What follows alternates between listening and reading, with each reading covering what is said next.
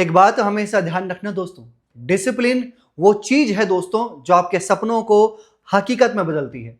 Motivation सिर्फ 2 दिन चलेगा, लेकिन डिसिप्लिन आपके जिंदगी भर चलती है और आपकी जिंदगी को बदल कर रख देती है। नमस्कार दोस्तों, मैं ज्योतिष आचार्य सचिन कुकरेती आप सबका अपने चैनल नीलकंठ ज्योतिष में हार्दिक अभिनंदन करता हूं। दोस्तों, आज का ये ज्योतिष का कार्यक्रम स्कॉर्पियो वृश्चिक बहुत विशेष कार्यक्रम है आपके लिए। स्कॉर्पियो साल 2026 चल रहा है, बिल्कुल चल रहा है, बिल्कुल चल रहा है 2026।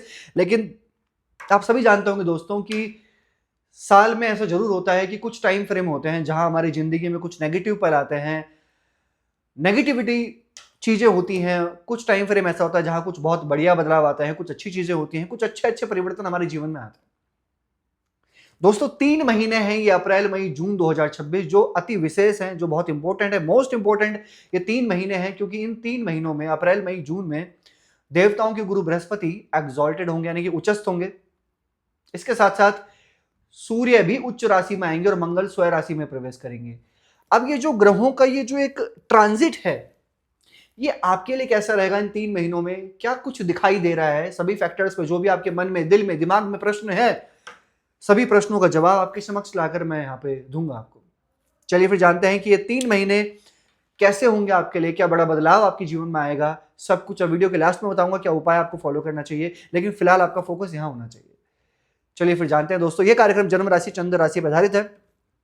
अगर आप अपनी जन्म कुंडली पे विश्लेषण करवाना चाहते हैं, नंबर चैनल और वीडियो के डिस्क्रिप्शन में है। चलिए जानते हैं वृश्चिक स्कॉर्पियो, आपके राशि के स्वामी बनते हैं मंगल, आपके 5th हाउस में है सूर्य शनि के साथ में, राहु बुध आपके 4th हाउस में, चतुर्थ भाव में है, शुक्र 6ठे 6th हाउस में है, गुरु अष्टम 8th हाउस में है, केतु आपके 10th 10th हाउस में विराजमान है।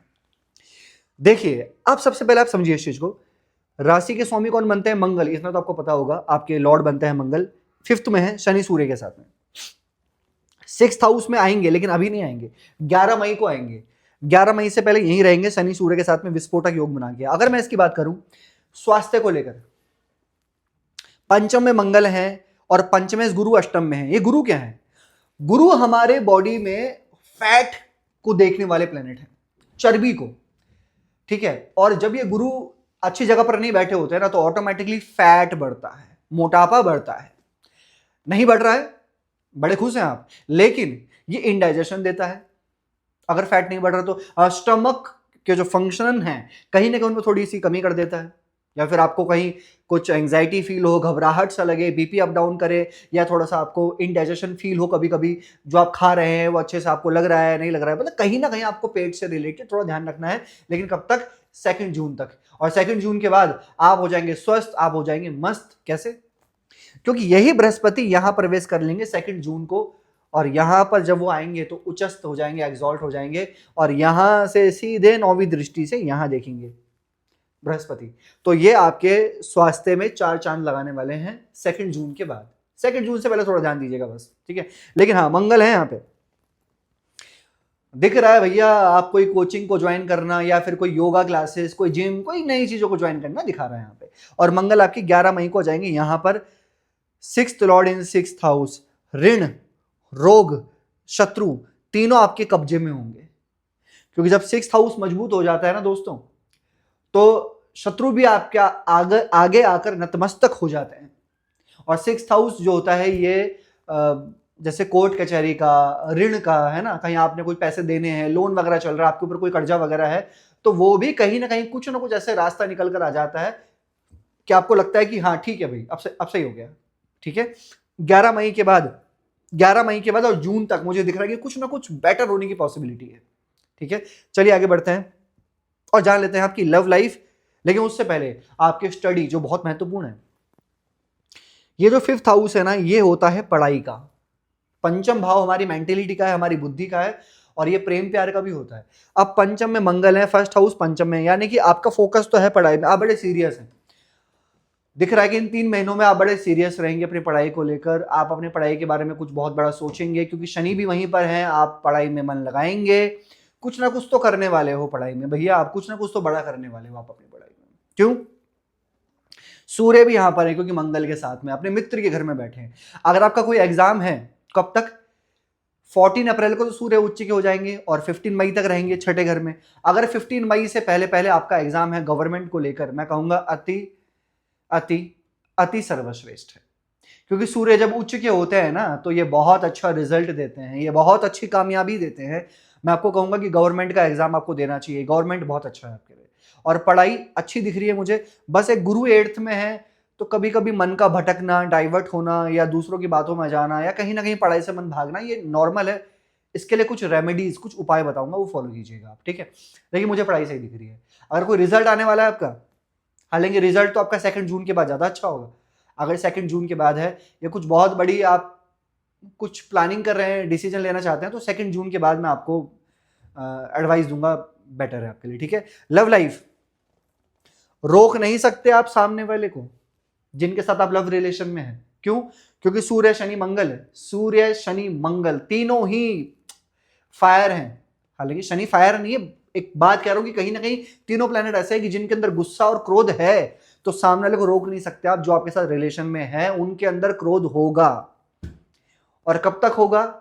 जब तक सूर्य शनि साथ में है, खासकर 14 अप्रैल से पहले। 14 अप्रैल के बाद थोड़ा कम होगा और 11 मई के बाद और कम हो जाएगा।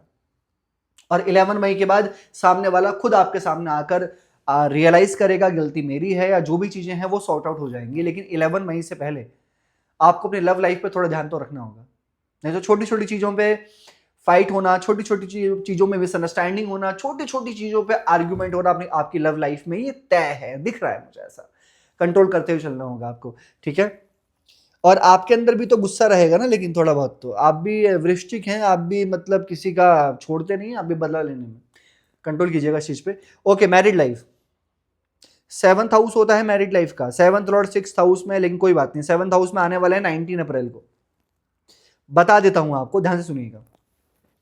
19 अप्रैल से लेकर 14 मई तक, ठीक है, 19 अप्रैल से लेकर 14 मई तक ये जो टाइम फ्रेम है, ये मैरिड लाइफ को लेकर बहुत अच्छा है। लेकिन 19 अप्रैल से पहले शुक्र यहां है और 14 मई के बाद शुक्र यहां है। ये भी खराब हाउस है और ये भी खराब हाउस है। तो 19 अप्रैल से पहले मैरिड लाइफ में थोड़ा ध्यान रखना, अपना ही लाइफ पार्टनर शत्रु बन सकता है, क्योंकि यहां पे शत्रु के घर में है शुक्र। तो या तो मैरिड लाइफ में कुछ थोड़ी बहुत अनबन हो 19 अप्रैल से पहले, या फिर लाइफ पार्टनर के हेल्थ में किसी तरीके का कोई थोड़ा बहुत इशू देखने को मिले कि भैया ज्वाइंट पेन हो रहा है, कमर में हो रहा है, यहां हो रहा है, हेडक हो रहा है, कुछ ना कुछ हो रहा है 19 अप्रैल से पहले, ऐसा देखा जा सकता है। या थोड़ा मैरिड लाइफ, और 14 मई के बाद शुक्र यहां होंगे, सेम सिचुएशन थोड़ी बहुत देखने को मिल सकती है कि थोड़ा आर्ग्यूमेंट बढ़ सकता है।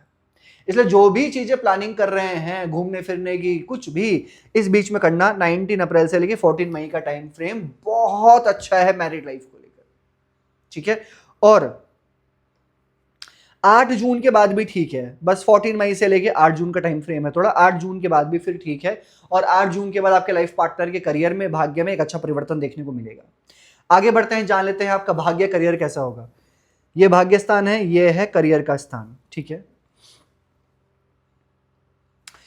थोड़ा सा पेशेंस रख सकते हैं आप और थोड़ा सा वेट कर सकते हो तो कर लो। गुरु को 9th हाउस में आने दो।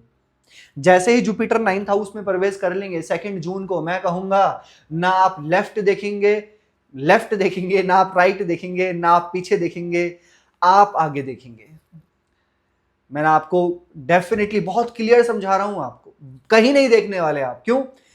क्योंकि बृहस्पति 2 जून को यहां आने वाले हैं त्रिकोण में, और यह स्थान पता है आपको क्या होता है? भाग्य का, ये लक्ष्मी स्थान है, सबसे पावरफुल हाउस है ये।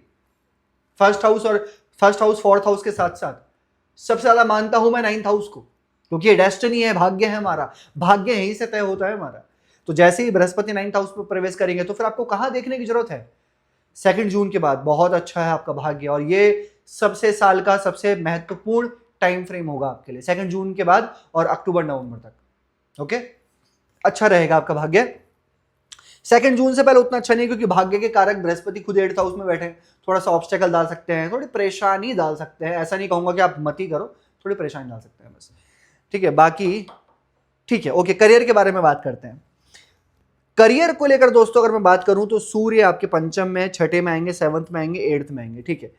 पंचम में सूर्य बहुत अच्छे हैं, और यहाँ आएंगे 14 अप्रैल से लेकर 15 मई, जॉब मिलने की पॉसिबिलिटी या कुछ गुड न्यूज़ मिलना आपके करियर में, वर्किंग प्लेस पे, या फिर आपका आत्मविश्वास। आप ऐसे काम नहीं करोगे, आप ऐसे काम करोगे। क्यों बोल रहा हूं ऐसा? क्योंकि सूर्य आपके 10th लॉर्ड है, 10th लॉर्ड होकर सूर्य उच्चस्थ होंगे, तो आपको टेंशन किस बात की है? आप फ्री मोड में काम करेंगे। कोई कुछ भी बोल रहा है, लेकिन आप क्या कर रहे हैं, आप ये फोकस करेंगे, क्योंकि जब भी 10th लॉर्ड छठे घर में उच्च के आते हैं तो ना तो किसी की पॉलिटिक्स चलती है, ना तो फिर कोई आपके ऊपर है, उनका काम चलता है, बस आप बोलते हैं, आप अपना काम करते हैं। बहुत अच्छा रहेगा। 14 अप्रैल से 14 मई अगर आप इंटरव्यू देंगे तो सामने वाला नहीं बोल सकता कि आपका इंटरव्यू कैंसिल हो गया या आप फेल हो गए, नहीं। बहुत अच्छा टाइम फ्रेम है आपके लिए, ठीक है। 14 अप्रैल से 14 मई जॉब मिलने के, और फिर सूर्य यहां आएंगे 15 मई को, ये भी ठीक है। केंद्र में है, फर्स्ट हाउस को देखेंगे, काम अच्छा होगा, टारगेट्स अचीव हो जाएंगे। लेकिन हाँ 15 जून के बाद सही नहीं है, क्योंकि 15 जून से लेकर 15 जुलाई सूर्य यहां रहेंगे, जो कि आपके काम से आपका मन हटाएंगे। थोड़ा आर्ग्यूमेंट दे सकते हैं, या बॉस के साथ में, आप खुद बॉस हैं तो जूनियर्स के साथ में, या कुछ ना कुछ थोड़ा बहुत आपका काम में थोड़ा मन हटेगा, थोड़ा स्ट्रेस रहेगा 15 जून से लेके 15-16 जुलाई के बीच में। ओके, तो ये है दोस्तों कि पूरा क्राइटेरिया क्या कहता है आपके हर एक फैक्टर को लेकर। बिजनेस अच्छा है 19 अप्रैल के बाद, ठीक है, लेकिन कुछ खर्चे भी होंगे 14 मई के बाद। 14 मई से लेकर 2-5 जून के बीच में कुछ खर्चे बढ़ सकते हैं, लेकिन ठीक है, बिजनेस अच्छा है आपका। क्या उपाय करने चाहिए आपको? सबसे पहले तो आपको मंगल का बीज मंत्र करना चाहिए। आपके जो इष्ट हैं वो बजरंगबली हैं, तो हनुमान चालीसा जरूर फॉलो करो, मंगल का बीज मंत्र करो, ओम क्राम क्रीम क्रोम सभौमाय नमः 108 बार। उगते हुए सूर्य को आप जल चढ़ाइए, ठीक है, और चंद्रमा का बीज मंत्र किया करो, ओम श्राम श्रीम श्रोम स चंद्रमसे नमः। और 2 जून से पहले बृहस्पति का बीज मंत्र भी फॉलो करो, ओम ग्राम गिरिम ग्रोम स गुरुवे नमः 108 बार। कैसे लगी आपको वीडियो? लाइक कीजिएगा, शेयर कीजिएगा, बने रहेगा दोस्तों हमारे साथ में। हर हर महादेव।